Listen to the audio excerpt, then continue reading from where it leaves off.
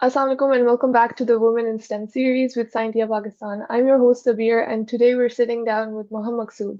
Maham is a graduate from Quaid-e-Azam University Islamabad who later won the Turkish Burslari Scholarship and is now a training communicator with CIENS, a company in Europe which helps provide communication workshops for scientists across the world. So happy to have you here, Maham. Thank you. It's my pleasure to be here. Yeah, so since we have a lot of topics to cover, I'll be dividing this episode into three main parts, starting with Mhm. your journey in science and becoming a science communicator in Pakistan, to then applying for the Burslari Scholarship and studying in Turkey, and lastly, now working internationally with CN. So, my first question would have to be, why biochemistry? Did you always grow up loving science, or is this something you picked up later? Well, I mean, it was a journey that kind of just happened. So initially, when I was younger, I was interested in the arts, but then, as you know, in Pakistan education system, once you enter the metric studies, you have to make a choice between choosing science and computer. So at that time, my mother was also a biology teacher, so I was kind of interested in this field, and I thought, okay, I'll just give it a shot, and so I chose biology. And then during my college years, so when I was in first year, I came across this national science talent competition, which is like held annually across Pakistan, and students from across the country are applying for it. And essentially, there are competitions within the STEM subjects, which is like biology, chemistry, physics, and mathematics. And so I applied for that, and I got shortlisted for it. And I Oh, went to wow. Faisalabad. Yeah, I went to Faisalabad when I was in second year with a couple of friends, and we were there at the National Biotechnical College University. And so I spent a week over there, and during that time, it really like they showed us research labs. So it was like the first time I ever saw a research lab and what it really is, like electron microscope and stuff like that. So it was very interesting to see these things out of a textbook. So I kind of then formed like, okay, so I will give my medical exam, like the MD-CAT that we have to Mm-hmm. give, but at the same time, I was not too keen on it. So I treated that as a plan B. And then I thought at that time, I found out that Qasim University had started their biochemistry program, the bachelor's, and it was like the first cohort that they were recruiting students for. So I Oh, applied for wow. that. Yeah. And So just luckily, a question for that time. You said that your mom kind of encouraged you to go into biology, and that workshop or opportunity kind of let you discover like, wow, this might be cool. yeah, So do you yeah, think yeah. without that opportunity, you would have not been inclined towards science? I do think like I mean I was inclined towards science, and of course, seeing around the general notion students have that medical is the field that you have to do or something along those Yeah. lines. But I was not really aware of the kind of research that was happening in Pakistan. So I Mm. knew that there was these things, but of course, when you're not exposed to it, so you're not aware of the kind of level of things there is. So once I got to that talent competition and then the camp in Faisalabad, it was NIBG actually, National Institute of Biotechnology and Genetics and Engineering, I think. And we spent a week over there, and they showed us around different labs. And Hmm. like there were scientists who were doing like DNA karyotyping and like Yeah. all of those things that you see in the textbooks. So we saw for the first time. They saw us like how to use an electron microscope live. So Hmm. so I thought, okay, I mean, of course there is a scope of these things in Pakistan as well. Yeah. Initially, like we're not told about these things at all within the school system, unfortunately. There is no guidance about what kind of career you can have, what options there are. But I was lucky that I was exposed to these things Hmm. during my school years, and then ultimately it led me to making that choice. And then biochemistry, I was not actually a fan of chemistry in general because unfortunately I did not have a Yeah. lot of good teachers. But when I was going over the programs that were offered at Qaid Azam. So biochemistry it looked interesting to me, and also there was one more fortunate thing that my mother was also an alumni of Qadi Azam, so she had done her Oh. masters in biology from there, and her friend from her 90s was Mhm. actually a professor. She's a very distinguished individual, Professor Dr. Bushra Mirza. She's now, I think, the vice chancellor at Lahore University. So she was there as well. She was leading the biochemistry program, and she kind of provided some guidance over that as well. So yeah, one thing led to another, and Yeah. I got in. So that's Can I, how. yeah, can I focus a little bit on this part because my sister is currently applying for universities and stuff, and so it feels like such a life and death decision between Yeah, deciding which field you want to go into. It kind of yeah, works out, but you never know, right? Like you yeah, never yeah, know when you were sitting through those biochemistry classes that would you even like this? Can you yeah. even do this? Yeah, that's true. That's true. I mean, I think it's fortunate that kids these days, like, they have a lot more knowledge than we did.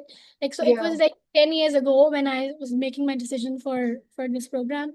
But I do think that exposing, students at a young age, like, it Mm. helps them make those decisions early on. So Yeah. it won't feel as tough. And also, like, I think there are a lot of new programs, undergraduate programs now across universities in Pakistan. At that time, there weren't a lot of options, especially in government universities. So I think, I always say to younger kids around me as well, and if I meet any teachers, that you should always encourage children to not just seek those Yeah. traditional engineering or doctoral paths. You should tell them there are a lot of fields, and then there's always this. My elders, like, at that time, or people around me, used to quote that there's no scope of these things in Pakistan, and that's true to Honestly, some it's still the extent. same. Yeah, yeah. I mean, it's true. It's true to a certain Yeah. extent because I've been through that. But you never know. I mean, let them just Mhm. discover their paths their own way. Who knows where they'll end up? And Yeah. there are a lot of new science and technology parks, happening in Pakistan right now, and Mhm. lots of new companies are getting in.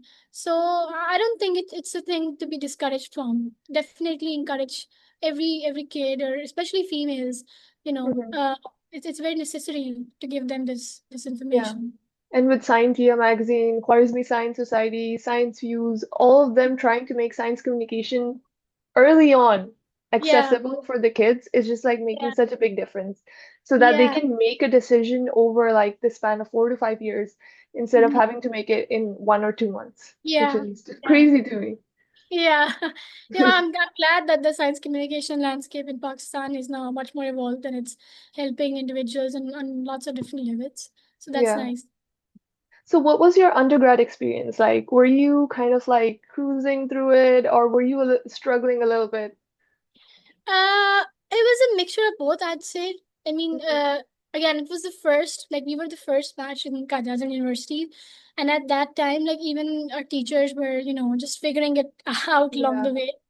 And so it was enjoyable in general, Mhm. and I had a good time. I mean, definitely there were at times, like, of course, you are learning more advanced things about a field. So it was a bit difficult as well. I mean, Mhm. studies generally are, but Yeah. overall, it was a good experience. Yeah. Anything worth having is difficult. Yeah, yeah. I mean, it's part of the learning process. So, Yeah. wherever you Yeah. go, you have to go through Mhm. this. Yeah. Was there a point where you kind of got doubtful about your career choice, or what point in that time was where you were actually confident? Because I did an undergrad in biotechnology, and I feel like the first 3 years I was still uncertain. And the fourth year, when I got into research, I was like, okay, I think I really like this. So, I think I was pretty confident, like, entering into the program, and then Hmm. even like few years into it, I was like, I want to be like a researcher, so I want to explore this definitely. Hmm. And so I don't think I had a problem in, like, determining what my career Hmm. would look like. But in reality, I mean, it turned out very different than Yeah. what I'm right now. I did not imagine that I'd be doing this because when I started doing my research work, I kind of was more into science communication at that point. So I Mm. thought that, you know, I'll explore, and I'll see what happens. Okay. Yeah, you gave yourself the permission to not feel like you decided on this, so you have to see it through the end. It's Yeah, important yeah, to be flexible. yeah. I mean, I stayed flexible, and I was again very fortunate Hmm. that I didn't have any pressure from my family or those even around me to Yeah. to search something and just do Hmm. do that thing that you want to have, you have planned. So I was always very open, and I stayed open to my Hmm. career choices or whatever I wanted to do. So Yeah. I was glad that I had that. Yeah. Okay. I noticed that you did a lot of extracurricular. So you worked with Park Alliance for Maths and Science, Kainat Studios, and Scientia Magazine like for quite a while now. But were you doing this during undergrad, or is there like a tip you would give to undergrads right now who are watching this video? I would say that I think all those things. So firstly, I did start working with Scientia when I was in my undergrad. Mm-hmm. And also that happened because when I was doing my studies, I found out that I really liked writing. So I was Mm-hmm. kind of exploring it a lot. And again, I was interested in science in general. So working with Scientia sort of happened unexpectedly because I was joining this community on Facebook. It was about astrobiology enthusiasts, and it was some Uh-huh. some random group on Facebook. So that I joined, and Sadhka was in that group. So Sadhka is Mm-hmm. the chief editor of Scientia, and I met her, and then one thing led to another, and we were collaborating on different small things. But then she shared an idea that she had about starting the first digital magazine in Pakistan about Oh science. wow. So you were Yeah. in the early, Yeah, yeah, no, we were I am one of the founders. So, yeah. we go way back. So it was in 2018, I think we started planning that, Mm-hmm. or 2019. And yeah, I think that was like one of those moments. A lot of what I did later on is Yeah. because of working with my work with Scientia and, all the connections Wow. that I had during that time. Mm-hmm. So yeah, I was working and writing articles and sort of editing as well during that Mm-hmm. time. And this was during my late years of my undergrad. And then for the whole of 2019, we published a lot of editions. We did Mm-hmm. lots of work. And then in 2020, I was supposed to graduate like in the summer, but then of course COVID happened, so things were delayed. And but we kept working, and Scientia had published a couple of editions still. And we were working with other students. Also, we actively started promoting the magazine, and then we started Mm-hmm. inviting students who wanted to write and hone their skills. So that was one of the things that I think really helped us grow. Mm-hmm. A lot of the team members that we have now are also from those days. So, it sort of grew naturally and organically. Mm-hmm. And then during that time, I also met Dr. Salman Hamid, who is leading Kainat Studios. And so after I think I finished my undergrad, I was linked with them, and so I started working remotely. And also during that time, I met Roshan Buhari. He's working with KSS as well, and Okay. we got in touch through something with Sancha. I'm not sure what exactly it was, but Mm-hmm. I was doing an internship at Park Alliance for Math and Science. Mm-hmm. Um, and yeah, and then I worked with them for a couple of years. Then I had to go to Turkey, so I left that. But I was working with Yeah. Kainas afterwards remotely for a couple of years. Yeah. So just starting off, like all of this started because you were curious enough to explore and give yourself permission to learn. Because I feel like in undergrad or just in general, we're kind of waiting for someone to give us permission that Yeah, it's yeah, okay to explore. And after, so I also did the Scientia internship. And after yeah, that, I felt like, okay, I can learn about ants just because I want to learn about ants. yeah, yeah. I think that's what I always say. Like, you have to stay curious and you have to seek knowledge, no matter what. Like, even if it's not related to your field, Mm-hmm. uh, it's very essential, and you have to certainly be proactive. Like, for students, that's the advice I think I'll give to everyone, and I still do. Mm-hmm. that what you just said, I think I'll second that. That you cannot just Yeah. sit down and think, okay, Mm-hmm. someone will come and help me out, or give me something. You have to create opportunities for yourself. Yeah. And I think we have the best tool in our hands, the internet these days, and you can get anything done. Mm-hmm. And personally, like all of my career so far, it's due to the connections that I've made over the years. I've Yeah. reached out to people. So it goes back and forth, but it's very essential. And I Yeah. think if students are not utilizing this, like the potential that this thing has, it's a Mm-hmm. very sort of negative thing. Like you Yeah. certainly need to use it, improve on your skills, learn and stay Mm-hmm. curious, and network and reach out to people. And there is Yeah. always a community of people who are interested in what you are interested in. So for example, like in Pakistan, it's unfortunately, like there were not a lot of. I mean, now there are a lot of science communities, but back then, Mm-hmm. it was very rare. It was not very open for young people or Mm-hmm. females. So you're always a bit discouraged to try these things out. But I think now, or even if there aren't, if somebody is from a different field, Mm-hmm. just stay proactive. Reach out to people from other countries. Like it's okay. Nobody Yeah. will decline you. Like people are always very welcoming.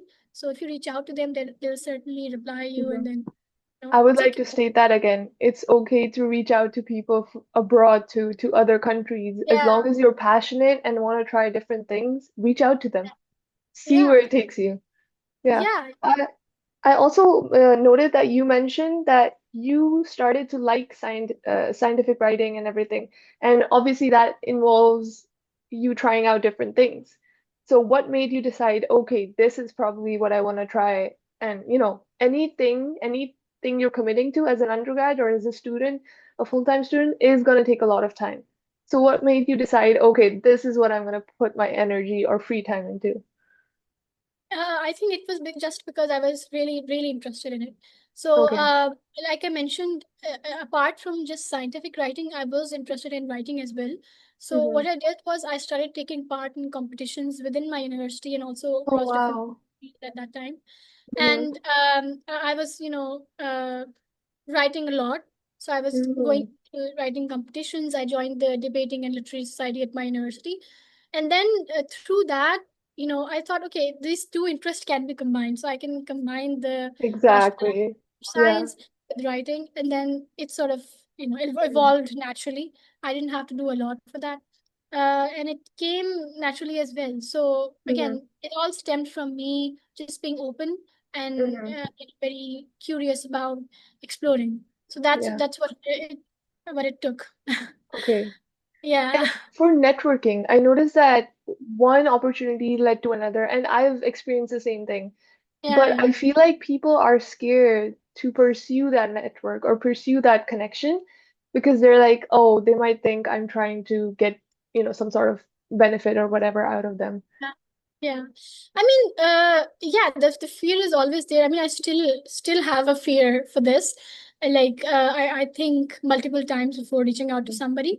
But it's, if you are passionate about something, I generally believe that it wouldn't stop you. So because I was passionate about science and I really wanted to connect to people, and Mm-hmm. I did not have a group around me, that I could rely on with those Yeah. interests of mine, or discuss these things. So that made me seek out. And Mm-hmm. as a human, like we are social animals and we always want Yeah. to connect with someone. So I think it's Mm-hmm. okay. The fear is fine, but as long as you're just not really putting everything down because of that fear, Mm-hmm. you can stay fearful and still reach out in a polite and professional way. I Yeah. mean, like the technology is so advanced. Like even if you are scared of what to write, you can just go to ChatGPT, give your Yeah. profile, the profile of the person you want to reach out, and just ask like ChatGPT, how can I reach them out in a professional way? Like there are so many things that one can do right now, Mm-hmm. instead of being scared. So I think in this age and day, if somebody is they need to work on their skills. That's all. Like Yeah. if you work on your networking skills, and if you are again you're curious about something, it will take you to a lot of places. You just have to try for once. You cannot just sit and Mhm. wait for somebody to do you the Mhm. favor. You have to do it Yeah. yourself. Yeah. And I would like to add, like at this point, don't just mass spam people and Yeah, be yeah, like, yeah. ChatGPT, give me a template and Yeah, yeah, yeah. send it out. Try to put Unfortunately, your that heart happens a into lot. it. Yeah. Yeah, that happens a lot. I mean, yeah, unfortunately, in Pakistan, we do see this. Uh, Mm. when we are also receiving applications for the internship, cohort, Mhm. we have already been a Yeah. part of the process. But when we are recruiting candidates, you can just immediately tell like who put the effort, Mm. who did not put the Yeah. effort. So I think it goes for your one's personal networking as well, that if you are really interested in reaching out to that person genuinely, it will appear when you reach out to them. And if you just want to spam them, then they'll not respond you back, so it's a waste Yeah. of your effort. So you just rather put in like 5 to 10 minutes of your effort, and you'll probably get a response instead of just spamming them out. Yeah.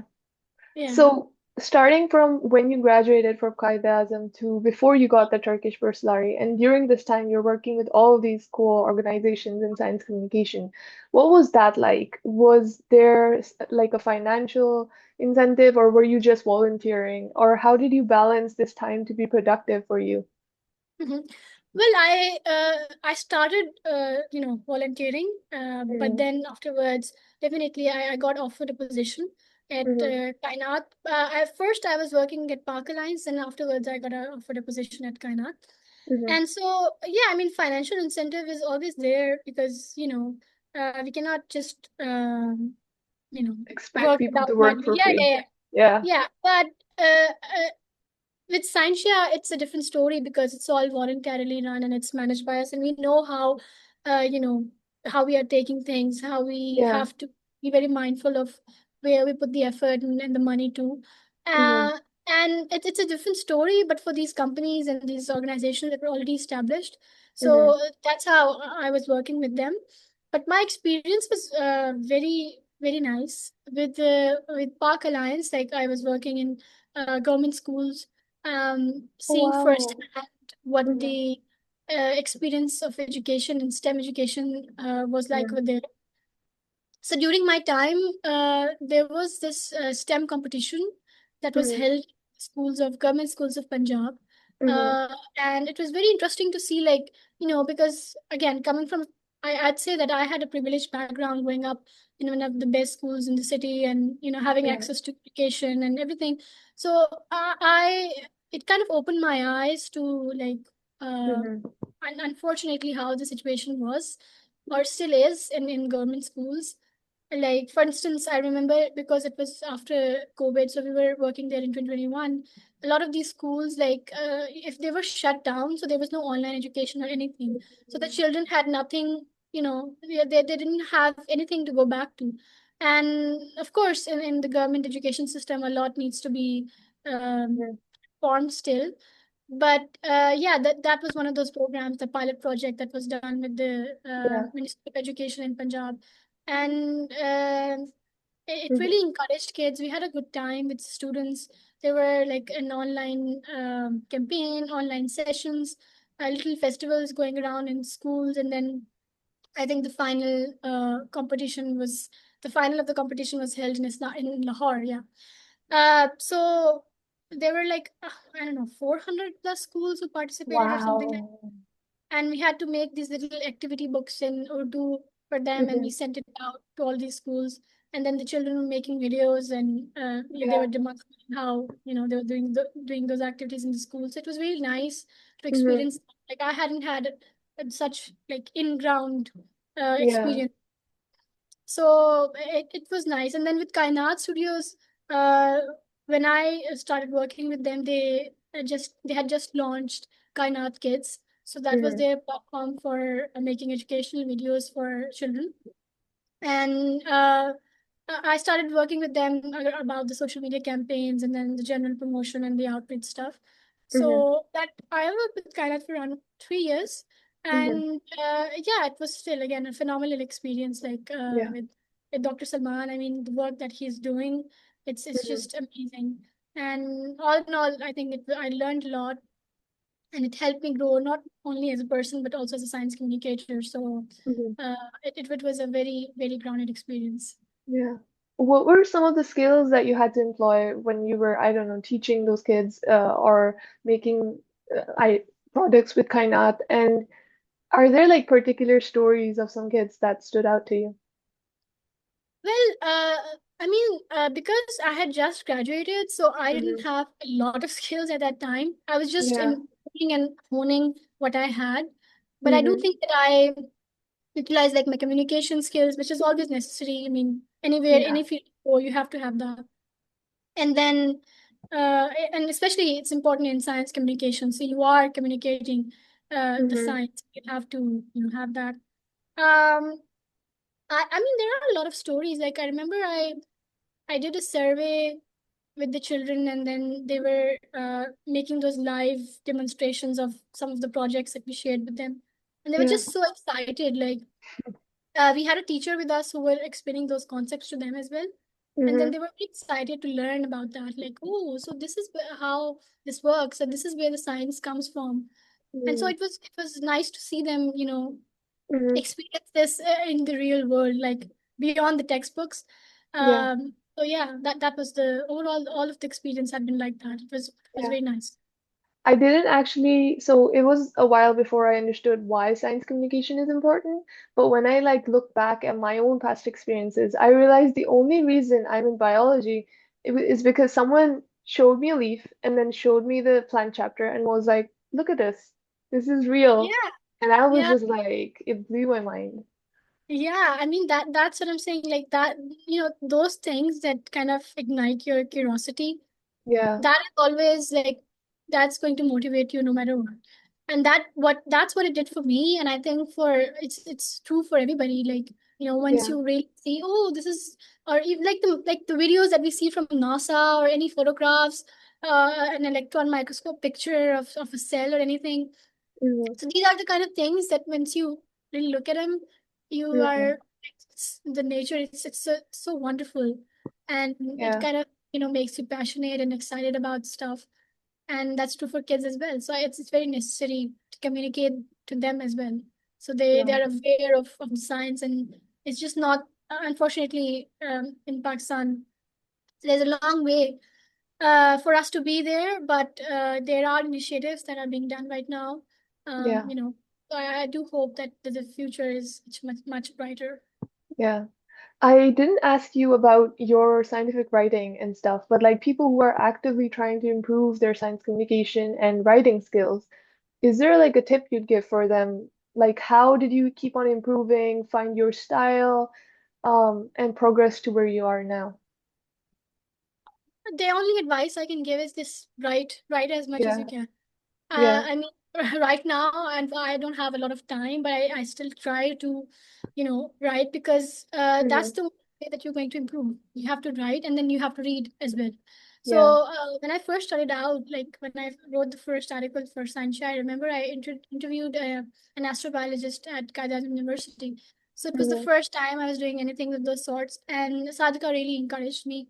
So I think yeah, that was also necessary for me, because yeah, at one point I was being like, no, I don't know what kind of questions I should ask, or how I should structure everything.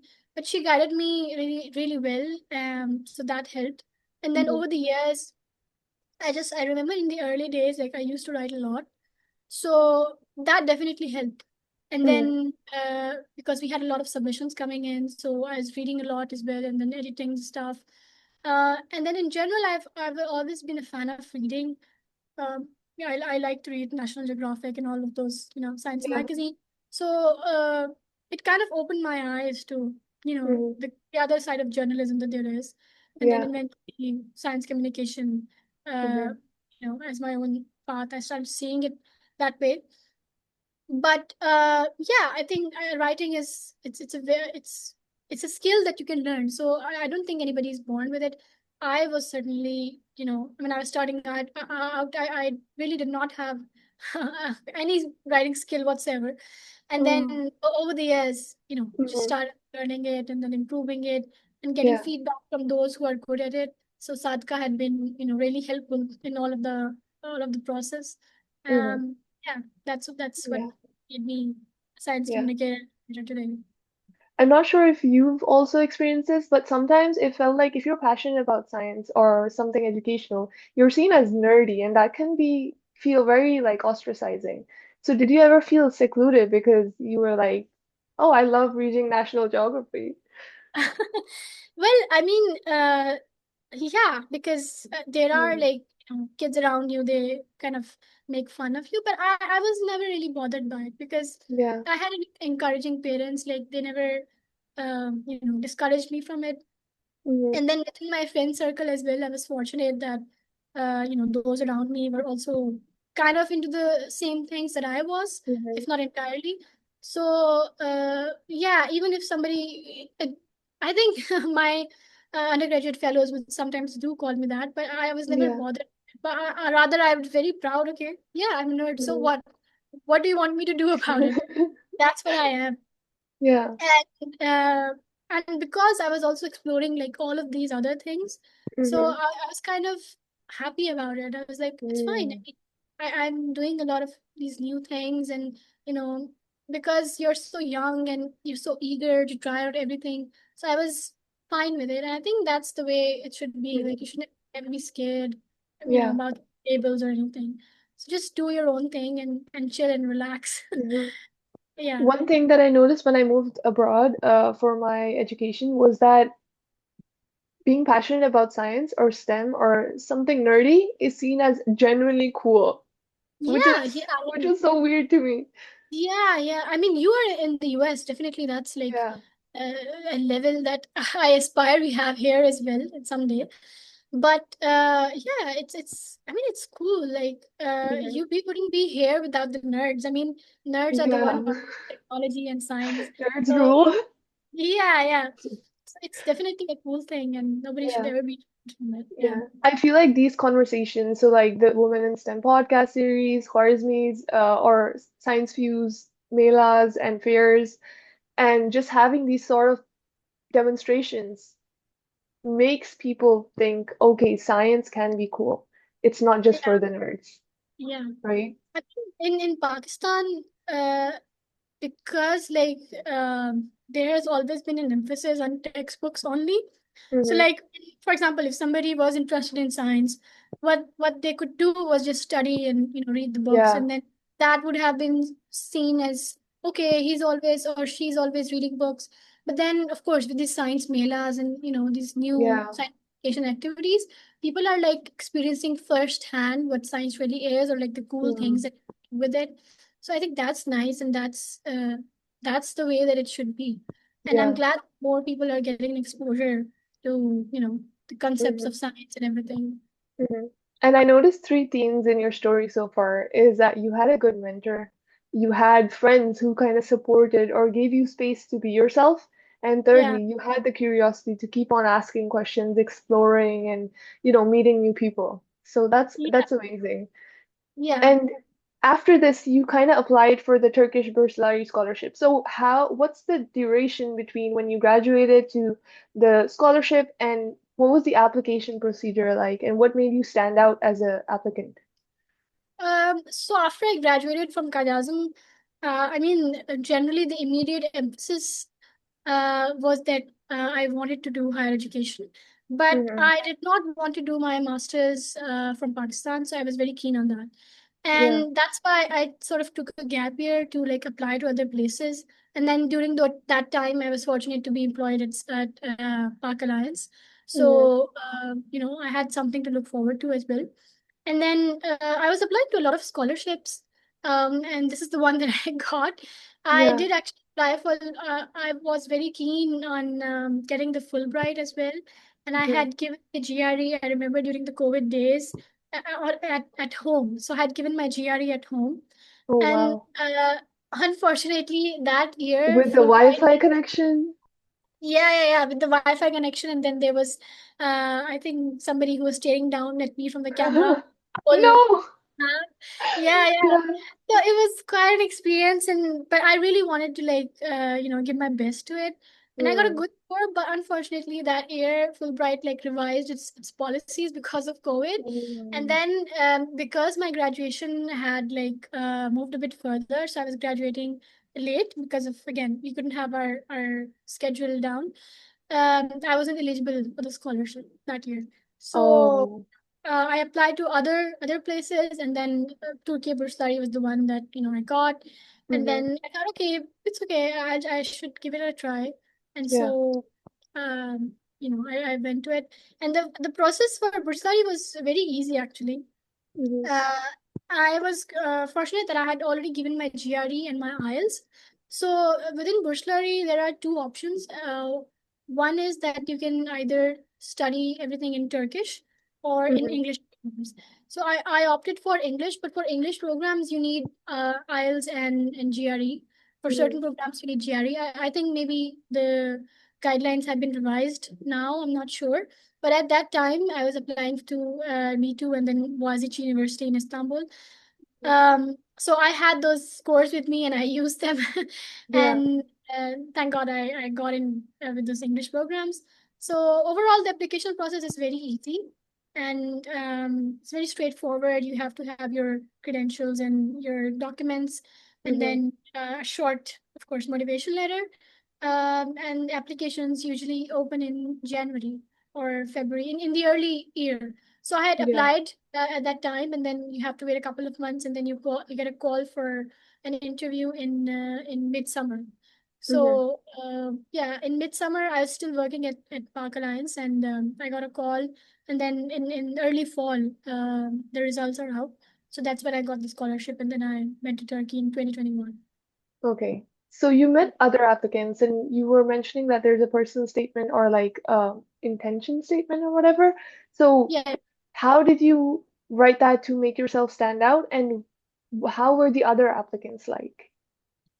Uh, Well, for my applications, again, because I had been applying for over a year at that time, Mm-hmm. so I had a lot of experience, and I watched a lot of videos on YouTube, and like asking people on scholarships groups, like Mm-hmm. what you should include in a motivation letter and your personal statement. So, but everybody had given me the same advice, is just to like write down what your journey has been and what Yeah. you're interested in. So it's very straightforward, but of course you have to be very careful about how you put those things. Like you shouldn't Mm-hmm. be sounding like a narcissist, and Yeah. uh, just be careful with the choice Uh-huh. of your words. And again, you have to be genuinely interested in the program that you're applying in.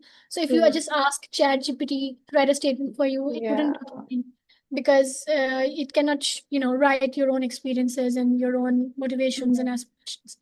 So yeah, that's what I did. I did practice a lot of letters, and then Mm-hmm. um, by that time, again, as I had written a lot of statements, so I was pretty Mm-hmm. confident I had to put. And I also had a lot of extracurricular experience at that time, so I think it definitely helped me. And then, of Yeah. course, I had the IELTS and the GRE scores with me. Mm-hmm. And when I went to Turkey, I met other applicants who were chosen for the scholarship, and a lot of them, like they're very exceptional students. Either they Mm-hmm. had like gold medals or were at the top of their classes, Mm-hmm. and they also look, the Turkey Burslari scholarships. They do look for extracurricular and Mm-hmm. little experiences outside of your education. So I think it matters Mm-hmm. in that particular application, and I'm sure for other scholarships as well. Mm-hmm. So for undergrad students, I think it's very important that they do set some time for those things as well Mm-hmm. along their So if you studies. made a hypothetical scenario where there's this student A, what does student A have to be to get that scholarship? I think student A should you know study hard, but at the same time, like find out what they're interested in, what they're passionate in, and Mm-hmm. then work on those skills. And for example, if somebody is interested in biology, they should look out for summer internships around. There are a lot of colleges and medical institutes that do offer Mm-hmm. some courses and stuff like that. So you should just get all the experience that you can. There are a lot of opportunities, and then there are a lot of online opportunities as well. You can do courses on Coursera or edX. So it really matters if you are Mhm. just only studying. I think in this day and age there is a lot of competition, so you have to be very proactive again, and take part in a lot of things. Like we have the internship, the science writing internship, and I think it's a Yeah. good opportunity for students. They should definitely utilize things like that. There's a lot of new things happening around the country, so just Hmm. student age make use of all of those skills. And then once their studies are nearing to an end, um, they should have an idea of what they want to do. Hmm. If there's a course that they want to specialize in, or if there's a any other interest that they have, they should have again, not a clearer picture, but like just some idea. You shouldn't be Yeah. just not applying everywhere. Be very mindful, but stay open to different possibilities. Yeah. So that's the advice I would give. Okay, so I'm a Fulbright scholar, and just looking at what you said, I think there's a common theme between both scholarships where they're looking for people who make the most of the opportunities that they have, are passionate and curious about what they're doing, and also try to seek opportunities after to kind of create a goal for themselves in the future. Fulbright kind of looks for people who have something planned for Pakistan to give back to Pakistan. So I Yeah, think Burslari Scholarship looks for people who can form an active community in Turkey in the that's university space and enrich each other's lives, right? Yeah, yeah. I mean, Burslari is very keen on that. And one thing that they do is like you have to have, there's a mandatory first year uh, thing that you have to do is get your Turkish language credentials. So you have to Okay. spend 1 year. Either if your program is in English or in Turkish, it doesn't matter. You have to spend 1 year learning the Hmm. language. And so I think it's a very smart way on their end that they want Yeah. to integrate their language, and they also want the best out of a country. And Hmm. then once you are done with the scholarship, they have a very active community of alumni. So they are tracking what Hmm. students are doing. And I think all scholarship that you just mentioned about Fulbright, they again they want the very best for their Hmm. programs, and then they want to instill like skills in them that can be useful for Yeah. their country and for the wider Yeah. good. Yeah. Okay, so before we fly off to Turkey, let's pause there for a moment. What was it like in terms of like community or relatives or like family members when you were going to Turkey? Were there like personal fears and just like struggles to getting there?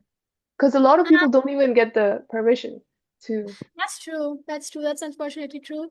But I mean, of course, there were all of fears. But Mhm. uh, for the 1 year gap that I had during my graduation, and then the moment I went to Turkey, like my everybody around me saw that I was actively trying to get out of the country, Yeah. like trying to apply for scholarships and stuff like that. Uh-huh. I knew that I had been putting the effort. It wasn't just like I just wanted to get out there. Like I was Yeah. putting in effort because I wanted to do my studies and make something out of myself. So Mm-hmm. because of that, I did not have like a lot of problem. Like again, my parents were very supportive. The fear is always there, of course. I mean, Mm-hmm. as a solo female student going abroad, like in Pakistan, that is a thing that Hmm. people ask a lot of questions. But again, if education is important thing, and if you Hmm. see that somebody is genuinely like interested in that, I wasn't going there to party or anything. I was Yeah. going there to excel in my field, or make something out of Yeah. myself. So they knew that, and then I didn't have a lot of time, like I didn't spend a lot of time convincing others. Hmm. um, then my family supported me, so I was lucky in that. Hmm. And we had like a nice little community of girls who were selected, so we were in the Yeah. groups together, and then our parents kind of met the other parents, so they were Oh, satisfied on that level. yeah. So I think that helped as well, and we just Hmm. went up. Yeah. I've noticed like a lot of females are kind of scared to show their ambition or their goals or that I really want to do something with my life. Yeah, Do you yeah, think you showing that made the people around you prepared ahead of time yeah. and develop that level of trust in you? Yeah, I think it definitely helped because if one day out of the blue I had been like, oh, I want to go abroad, I mean, it might have raised some Yeah. suspicion there, and but I was always like that. And like I said, when I had graduated, like everybody around me was applying to also scholarships, but also within Hmm. programs in Pakistan. But I hadn't applied to any program, so everybody was saying to me that you should have applied to an MPhil Mm. in Must or in Qaida Azam, in Lahore or anything. But I was like, no, because I had made up my mind. Yeah. Uh, I said either I'll do a master's from abroad or I'll continue my science communication path from here. So I Hmm. had like plan B and plan C and plan D, Yeah. and that's what helped me. Hmm. And I had always been very like straightforward with my Yeah. ambitions. And that's what I wanted. Just like solid belief. What about the fear? Because I remember being paralyzed when I was applying, because each application feels like a testament to are you good enough for this? Yeah. Oh, that's like, yeah, that's true. Because I applied to so many scholarships, and like for every Yeah. scholarship, like going through the requirements, and sometimes I'd check out the profiles of the alumni, and I'm like, oh my God, this person is, they're so excellent in their field and their Yeah. personality and everything. So the fear is always there, but then I always thought that it's like now or never. I either Mm. apply or either just sit back and then just watch it all happen right before me. So I have to make Mm. use of the opportunity. And I knew that okay, I might be for some scholarship, I might not be, the perfect candidate, but it Yeah. doesn't hurt applying. You never know. Maybe, out of the Mm. blue, I get an opportunity, and Mm. yeah. So I I kind of love that had this, mindset. yeah, but I just, went ahead and applied. Yeah. So going to Turkey, what was that like? What were your courses like? Was there like some culture shock that you experienced? Well, I think, it was a phenomenal experience again. When we first went, the cultural shock, because I was not in Istanbul, I was in Ankara, the capital of Mm. Turkey. And the day we landed, the first thing that was actually helpful was that the students were sent in groups. So it wasn't like we were sent, one by one. Hmm. There was a group of students who were, pre-selected, and then every other day there was a flight schedule, and multiple students were on it.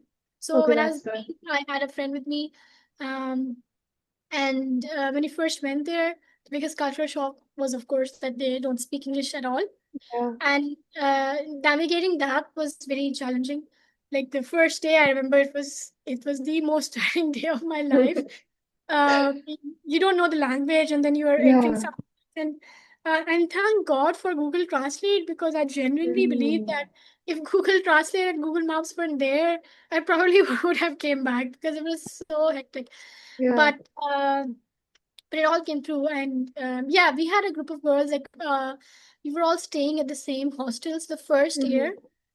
Burslari provides a hostel accommodation for all the students, and if you're lucky, you will have like a lot of your friends from your country over there as well.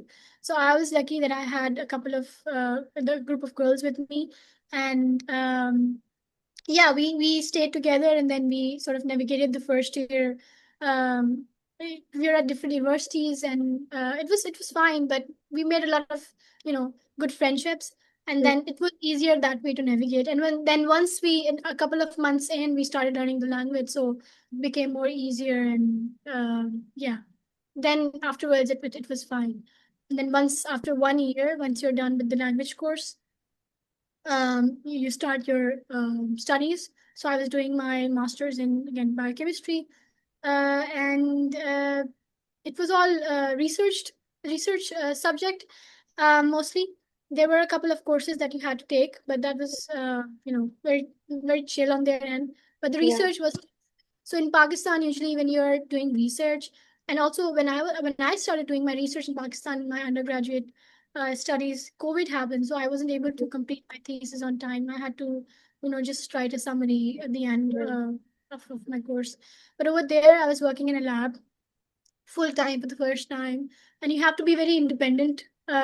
In Pakistan, like there's always like, oh, you're gonna do this, for this experiment, you have to take the permission of this person, and Yeah. then this PhD scholar will guide you. But over there, there's just like you're on your own. This Hmm. is the this is the steps that you have to do. You just have Hmm. to. grown. So that Yeah. was a bit difficult in the beginning, but then of course I did have some Mm-hmm. help. Um, yeah, I did it. It was fun. The research was nice, but Mm-hmm. also along the way, like I realized that I still science communication is something I'm still interested in. So I kept doing Mm-hmm. that along my studies. Um, Mm-hmm. yeah, that's So how were this. your science communication things, were they with communities in Pakistan or were they also in Turkey? Uh, I still was working with the Kainat Studios and then Mm-hmm. also with the with Scientia. And then during my masters, so I'm sure you're aware of ComSciCon because it's a thing Mm-hmm. in the US. So they have events in universities about science communication, and then somebody in our university was interested in having a ComSciCon event in Me Too. So Mm-hmm. where I was at. And it was the first time that was happening in Turkey. And so they sent out an email to the student mailing list. And I, replied to them that I'm very interested in this opportunity. I mean, so I have been Yeah. working in science communication in Pakistan, and I'd certainly love to work in this capacity in the university as well. And I think that Mm-hmm. was the highlight of my time at Me Too, that Wow. I to meet those people, and we're like a small group, but we were science communication enthusiasts. And yeah, we sort of were in the organizing committee, and we Mm-hmm. managed to put together an event which was very well attended. So yeah, I was doing like active sports in Pakistan and Turkey at that time. Yeah. And that event was for undergrads or for kids or who was it? No, that event was for the university students. So it was Mm-hmm. also for undergraduates and also postgraduates. Like it was Mm-hmm. open to all.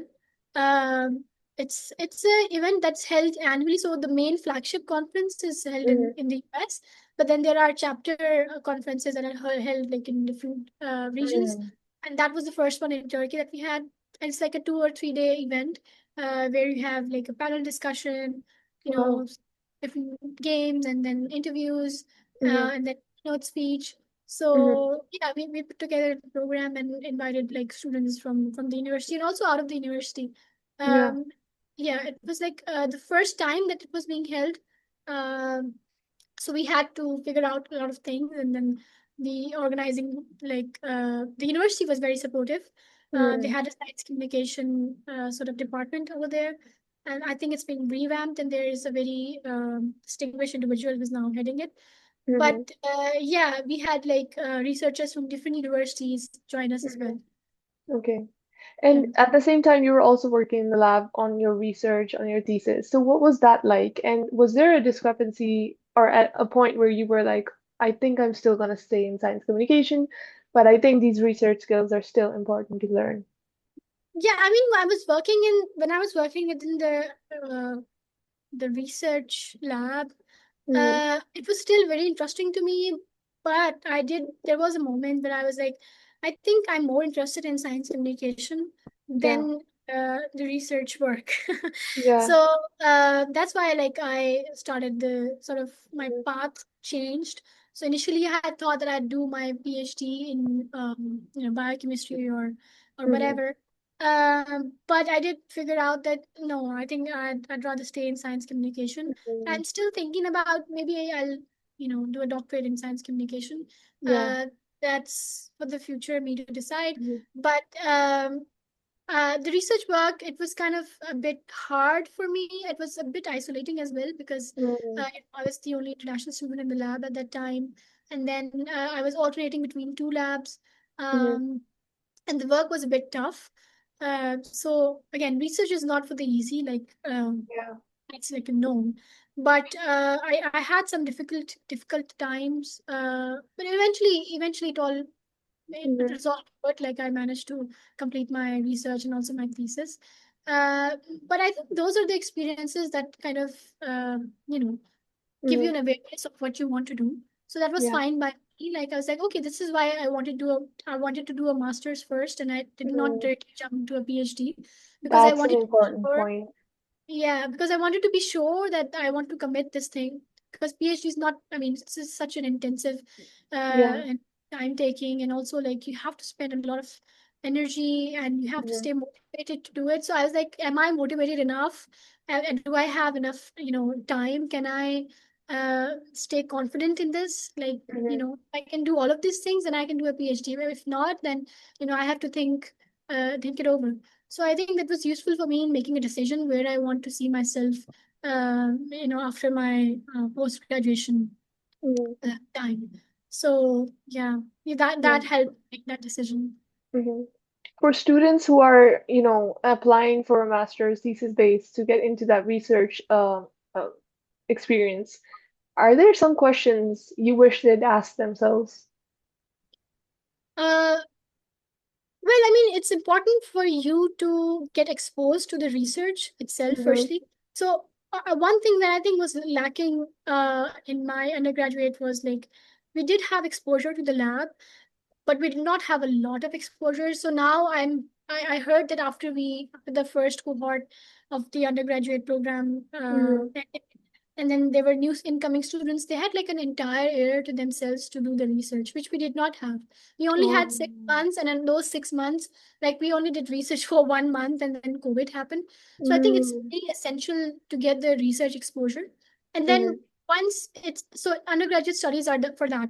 Like you need to have the exposure. And Mm-hmm. when you are working in a lab, you should be like, firstly, are you really interested enough to do this work? Is Mm-hmm. this something you want to be doing on day by day basis, like for the next few years? And if you are genuinely interested in that, then I think you should go for it. But if somebody is a bit hesitant, Yeah. they should reconsider. They should consider that there are a lot of other things that one can do, and if you have other skills that you can utilize, and Mm-hmm. then sometimes it just means that you need to work on your own, skills and your research skills. So you can maybe take some time to work on that, do a little bit of internship here and there, Mm-hmm. get some more, research lab experience, talk to the teachers that, during the summer months, because PhD research is going on throughout the year. So Yeah. for students, they can, during the summer months, reach out to their professors or colleagues and then ask them that Mm-hmm. if I can spend some time in the lab for a couple of months or a couple of weeks just to see out how it is, what research looks like, and if they're still interested, then they should definitely pursue. Yeah. If not, Yeah. then they should reconsider. Yeah. Those, I think, were some very valuable advice. And at the same time, you did the research, but then you were also in science communication. So now that you've graduated, what was the journey like eventually to science, right? Yeah, yeah, science, yeah. Well, again, I kind of stumbled upon the opportunity by luck, Hmm. and uh, I don't think it was luck. yeah, I mean, the way things have been, it's definitely like one thing led to another. So it was a Yeah. series of events that happened along the way. But I'd say luck in the sense because I was still finishing up my graduation, Hmm. my master's studies, and I got offered another opportunity somewhere. But at that time, there were some personal reasons that I couldn't join it. Hmm. So science was an opportunity for me to explore myself a bit further, Hmm. and I thought, okay, why not try it out? Let's see what my skills say like about these Yeah. things. And also, I wanted to acquire more new skills and like work on a bigger scale than I had Hmm. been previously, and just wanted to get more exposure to Yeah. what's out there. So I was ready to like move on to a different thing. So that's why I think it was this opportunity sort of presented itself to me, and then I took use of it. But yeah, I think again I was pretty clear after my during my masters and towards the end of it that Hmm. afterwards I want to try something new, something different. Yeah. So that's why I was eager to join science, and now I think my Hmm. role it's very diverse. I have to do a lot of things, so Hmm. I'm still learning a lot. Yeah. And I think it's showcasing me like where my skills are at right now and Hmm. how I can improve those and what I can do in the future. Hmm. So I'm still very open and very flexible. Yeah. And yeah, I think it helps. Hmm. And it's an online job, right? Yeah, I'm working remotely. Yeah. Yeah, and it's a company in Europe, so that's pretty cool. And you guys make Yeah, workshops and webinars for scientists to teach them about yeah, science communication. So, what is yeah. a life in a training uh, coordinator in an international company look like? Uh, it's a different. I mean, I get now I'm exposed to like universities in Europe, so that's Mm-hmm. like a nice thing. Europe and beyond. There are a lot of programs and a lot of new connections that I did not know of before. There are, yeah, I mean, because I'm also handling the administrative stuff, so I know Yeah, like there are certain SPs that I need to follow. yeah. Uh, and you need to have some experience of, scientific knowledge as well. So it's easier Mm-hmm. for you to understand what the target audience is for the Yeah. company. And then writing is always a skill that one needs to have. Mm-hmm. Also communication. It's very important to have good communication skills because you are Mm-hmm. going to coordinate from people. Mm-hmm. So that's essential. And then you need to know like again for the business operations, like you need to have some skills for that as well, to Yeah. know what the marketing is going to look like or what kind of strategies you can employ. Mm-hmm. um, and so yeah, that's like there are a number of things that one can do. And in administrative roles, like it varies from job to job, so certain jobs have different sort of daily tasks, like my job has different tasks, so it cannot be always the same. But Mm-hmm. the main skills like the communication skills and then interpersonal Mm-hmm. skills, those kind of things are always the same. So one should have those skills Yeah. definitely. Uh-huh. And there's this like conversation I've been having recently with a few friends, is that one degree does not mean one job.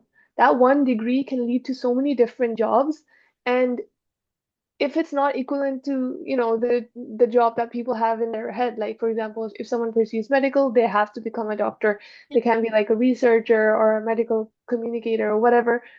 Um, and sometimes we consider that these other jobs are a little bit of a failure if they didn't pick that. Yeah, yeah.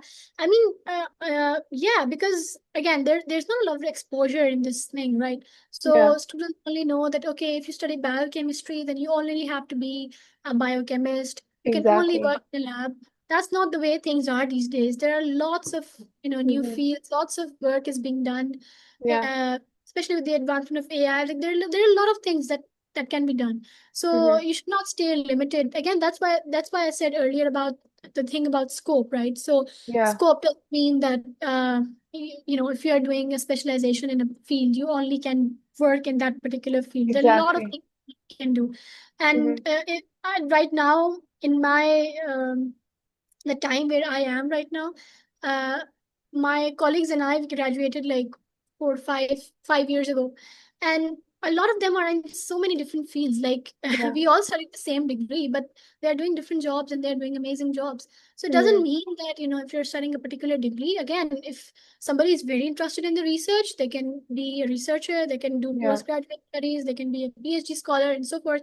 But if somebody's not interested in that, there are a lot of other fields that they can try, lots of other jobs, even in administration. That I realized, like in Europe, especially Hmm. for the PhD programs and the postdoc programs, the administration is even handled by PhD scholars.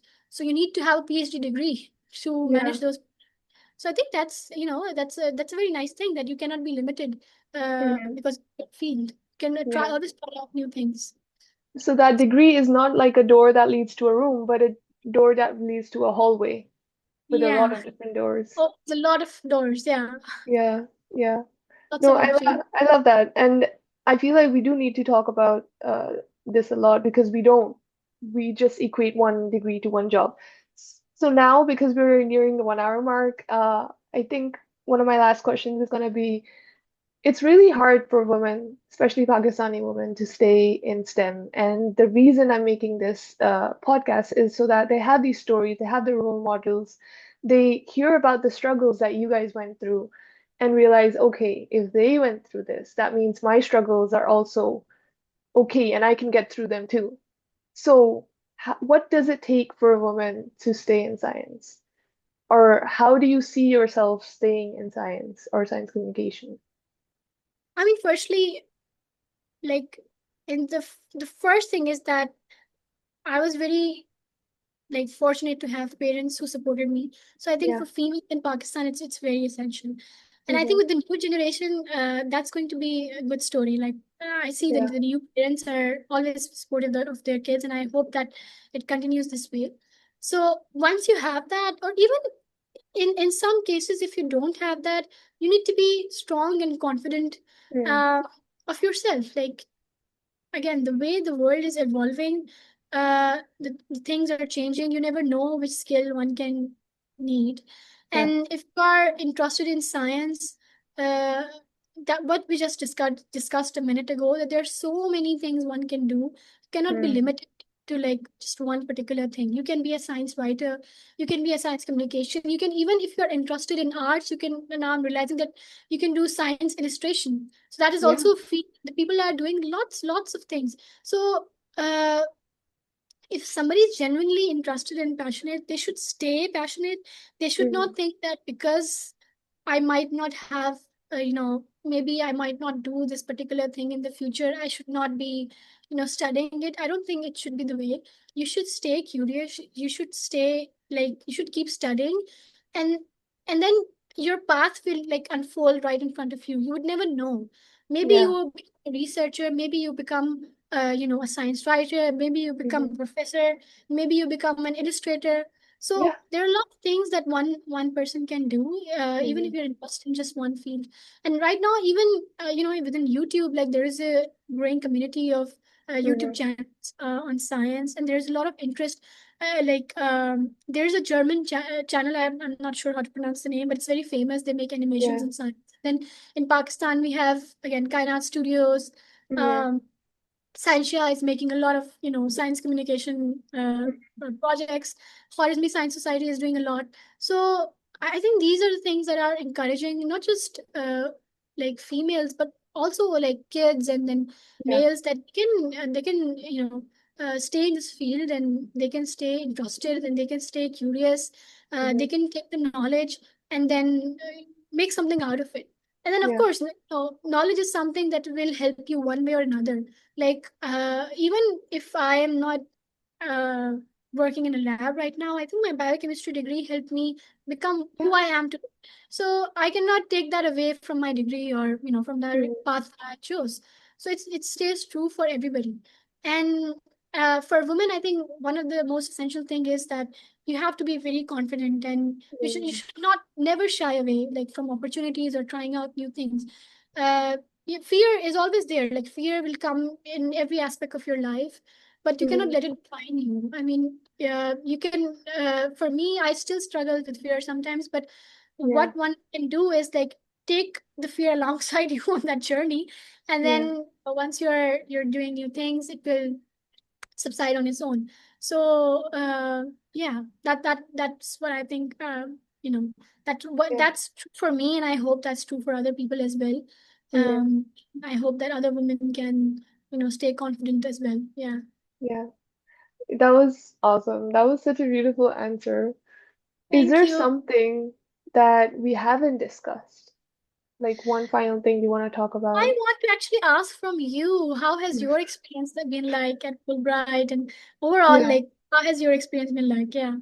It's been awesome. Like, I feel like the community I got was a lot more than I expected. And just like that, so I started my Fulbright and I was a master's student. I got the opportunity to pursue a PhD, and now I'm doing a PhD from Worcester Polytechnic Institute. Yeah. And I think after my Fulbright, I kind of wanted to be curious about science communication. And so I signed up for like Scientia's internship and Science Views internships and stuff. And Yeah. then it just led to this podcast. But it's been brilliant. And I think, especially in the US, like there are so many communities over there, like for Yeah. science writing and science communication. So you are, I think, at the very like the best place that you can be, Yeah. and make the most out of it. Yeah. And like, for other girls as well, it's an inspiration. Definitely, you should also keep sharing your story and encouraging others. Because Inshallah. yeah, inshallah, because this is how things are. Like, I was very lucky to have Sadhika as a mentor. Yeah. Um, she took me along this path, and then Hmm. definitely in acquiring all those skills, she has been very helpful.